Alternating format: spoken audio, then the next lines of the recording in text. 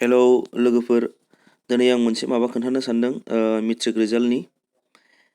जोंना HSLC result 2019निया बोरै नायनांगौ सेबा बर्डनिया, बेखौ नायदो आं खोन्थालांनि। नोंथांमोना सिगाङावनो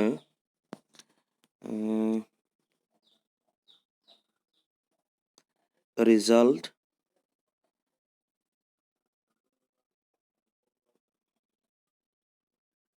रिजाल्टस आसाम ओमफ्राय डट होदो naik.in बेखौ होनायनि उनाव सार्च खालामदो।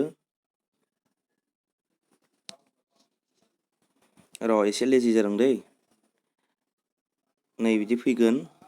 फैनाय लोगो लोगो नै बेवहाय दा नै बेवहाय मा लिरदों नै सेबा HSLC exam ASM examination result 2019 Assam will be available on 15/05/2019 at 9 AM।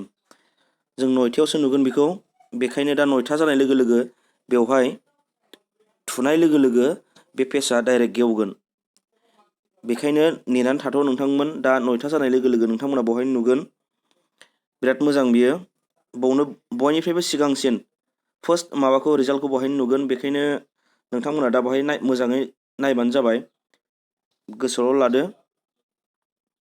नोंथांमोना आंनि चेनेलखौ साबस्क्राइब खालामाखैबा साबस्क्राइब खालाम। नेक्स्टआवबो बिदिनो गोदान गोदान भिडिअफोरखौ आपडेट नुबाय थागोन। एसेनोसै, गोजोन्थों नोंथांमोन।